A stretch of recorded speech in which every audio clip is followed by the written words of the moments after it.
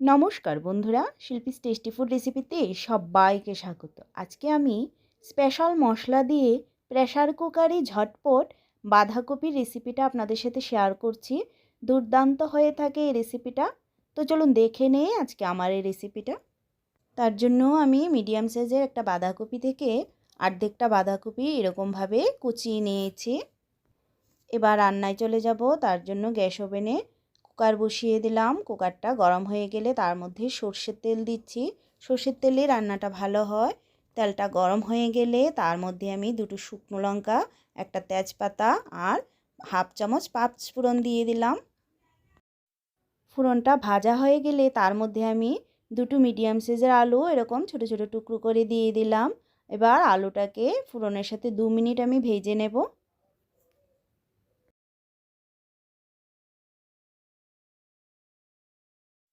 এরমভাবে প্রেসার কুকারে একবার বাঁধাকপির বানিয়ে দেখবেন, আশা করি আপনাদের কাছে খুবই ভালো লাগবে।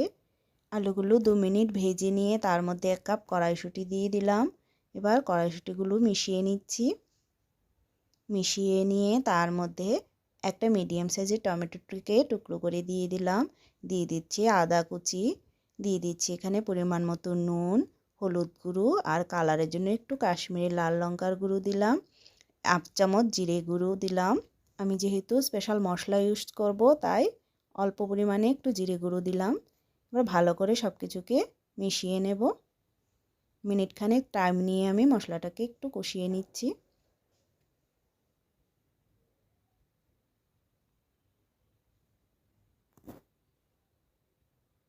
এবার তার মধ্যে বাঁধাকপিগুলো দিয়ে দিচ্ছি।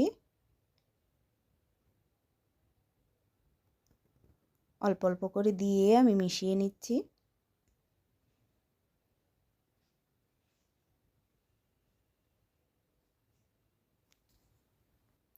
এভাবে করে কয়েকবারে আমি মিশিয়ে মিশিয়ে দিয়ে দিচ্ছি।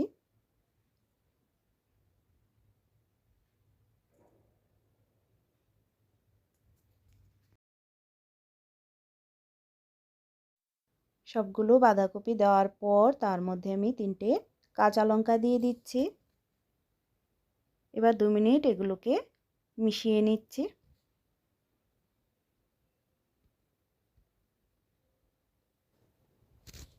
ভালো করে মিশিয়ে নেওয়ার পর তার মধ্যে সামান্য পরিমাণ চিনি দিয়ে দিলাম। যেহেতু নিরামিষ রান্না একটু মিষ্টি মিষ্টি লাগে তাই আমি চিনিটা দিলাম, আপনাদের ইচ্ছা হলে দেবেন। এবার এটাতে আমি ঢাকনা লাগিয়ে 2টো হুইসেল দিয়ে দেব।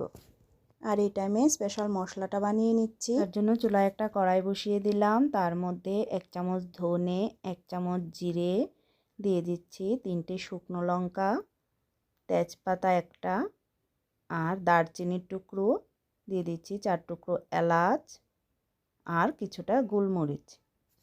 এগুলোকে 2 মিনিটের মতো ড্রাই রোস্ট করে নেব।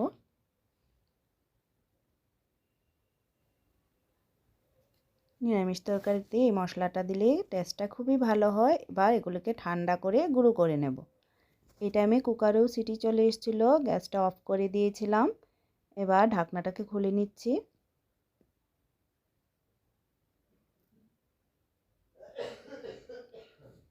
গ্যাসটা আবার জ্বালিয়ে দিচ্ছি। গ্যাসটা জ্বালিয়ে দিয়ে এটাকে আমি আরও 5 মিনিটের মতো জাল করে নেব। একটু জল জল আছে, এটা শুকিয়ে যাবে। তার মধ্যে ভাজা মশলাটা দিয়ে দিলাম, মিশিয়ে নেব। মিনিট 5 এটাকে আমি আরও রান্না করে নেব।